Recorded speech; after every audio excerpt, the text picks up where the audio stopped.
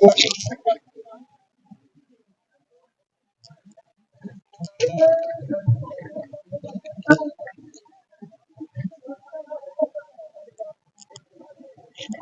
چار دیواری ہے جی، اس چار دیواری کے اندر حضرت عبداللہ بن عباس رضی اللہ تعالیٰ عنہ آپ کا گھر موجود ہے. وہ ابھی تک جو ہے نا کمرے موجود ہیں کہ جن میں حضرت عبداللہ بن عباس رضی اللہ تعالیٰ عنہ نے اپنی زندگی کے ایام، حسین ایام جو ہے وہ گزارے تھے، قرآن مجید کی خدمت کرتے تھے اور یہاں آپ کی رہائش تھی.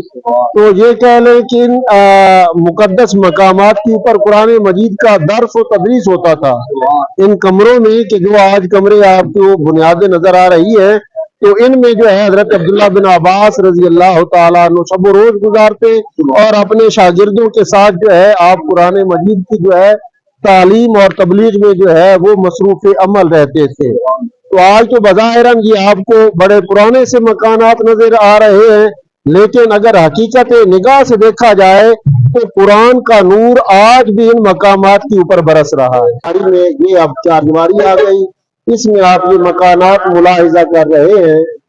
تو یہ وہ مکان ہے کہ جن میں حضرت عبداللہ بن عباس رضی اللہ تعالیٰ عنہ کا گھر تھا. آپ کے گھر کے یہ کمرے ہیں جن میں آپ رہائش پذیر تھے، اور دوسرے الفاظ میں ہم کہہ سکتے ہیں کہ انہی کمروں میں بیٹھ کر اللہ کا قرآن حضرت عبداللہ بن عباس رضی اللہ تعالیٰ عنہ نے لوگوں تک پہنچایا، لوگوں کو سکھایا. اور یہاں عربی کی تفسیر سب سے پہلے حضرت عبداللہ بن عباس رضی اللہ تعالیٰ عنہ نے لکھی.